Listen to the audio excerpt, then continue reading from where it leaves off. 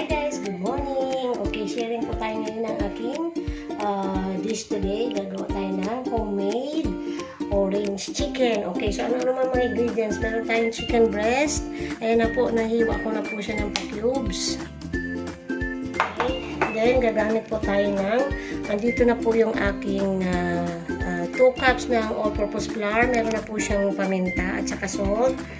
And then, gagamit po tayo ng 2 tablespoon ng soy sauce, ang ating vinegar, 1/3 cup, 1/2 cup ng sugar. Pwede rin siyang brown. Sa akin kasi gagamit ako ng light lang. And then, ang ating 1 and 1/2 cup ng mineral water.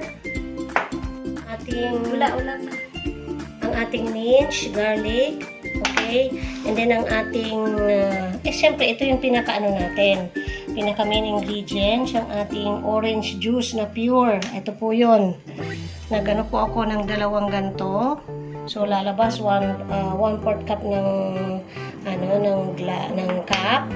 And then ito po yung pinaka, nag-grate po ako ng balat ng orange para mas lalong bumango ang ating orange chicken. And then ang ating onion leeks, mamaya pang garnish. And then ang ating egg. Okay, so umpisahan na natin guys.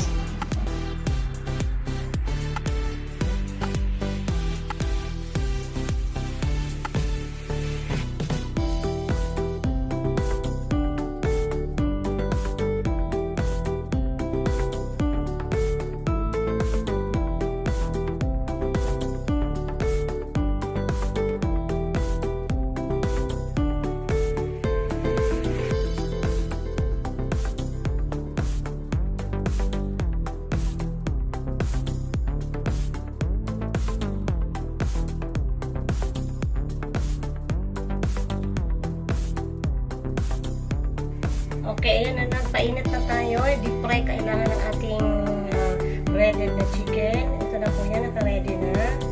Ito na po yung ating na-coat na. So, ilalagyan na natin.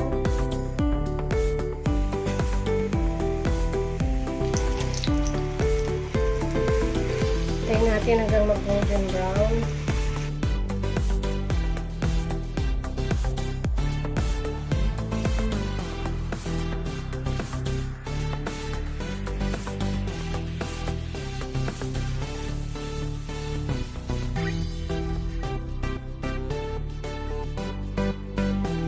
Okay, habang tinatapos pa natin yung frying natin ng ating chicken, okay, i-mix na natin ito lahat para mamaya naka-ready na siya. Okay, lagyan na natin ang ating mineral water, ang ating sugar, kailangan mag-dissolve na siya, ang ating vinegar, syempre ang ating soy sauce.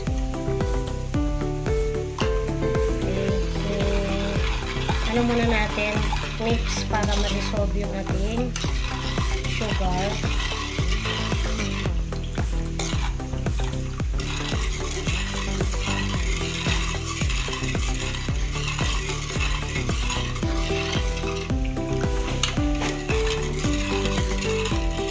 Okay, lagay na natin ang ating, syempre ang ating pinaka-main, ang ating orange juice.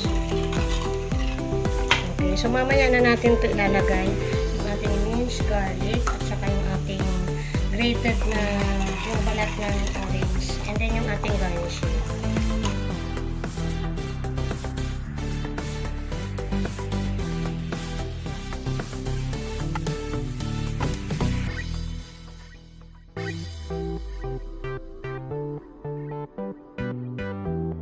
Guys, it's time na kasi tapos na po yung ating frying kanina. This time, ito na po, magbo-boil na po tayo ng ating mixture kanina na ginawa. Yung pinakita ko po sa inyo, pinagsama-sama na natin yung mga natitira pang mga ingredients. Ito po yung ipapang-coat natin doon sa chicken na na-fry. Maglagay na tayo ng minced garlic. 1 teaspoon lang.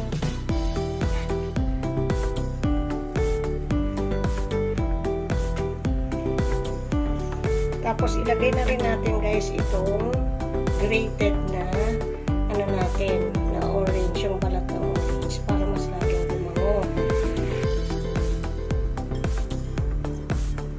Kaya nga orange chicken, naamoy ko na nga yung bango.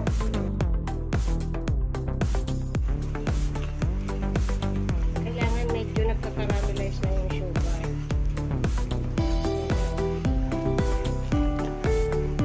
Pamuha na siya, ilalagay lahat na fried na chicken. Okay, pag ganyan na siya ang texture ng inyong ginawa kanina na mga liquid, seasoning, ayan na siya. Okay, medyo nagkakaramelize na.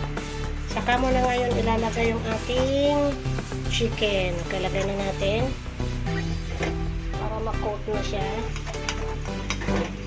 Guys, kailangan i-coat nyo yung inyong chicken, yung pinaka-sauce. Tapos, i-dry mo pa siya. Yung talagang totally na-absorb mo ng chicken yung pinaka-sauce niya. Kailangan makulot ng gusto mo. Ayan, matutuyo-tuyo na siya. Pag matutuyo-tuyo na siya, at na-coat na lahat, saka na siya.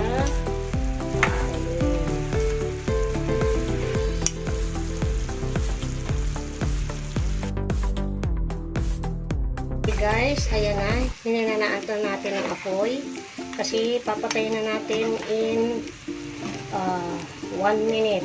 Okay, ganito na guys, dapat ganito na ang itsura ng inyong orange chicken, na-absorb na yung sauce. Okay, patayin na natin guys kasi wala na. Wow, ang bango. Lagay na natin ang ating garnish na pling onion leeks. Ayan na, it's sticky man tayo na guys. Yummy. Ito na po ang ating finished product ng ating homemade ala Mama Mean orange chicken.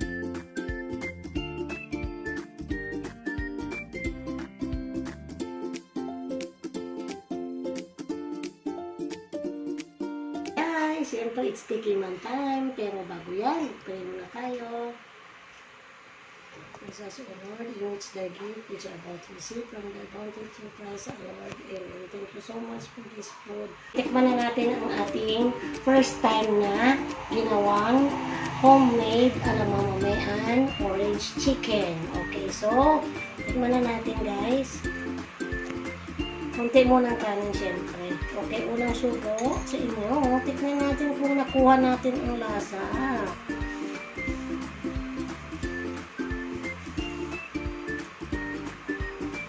Hala! Grabe!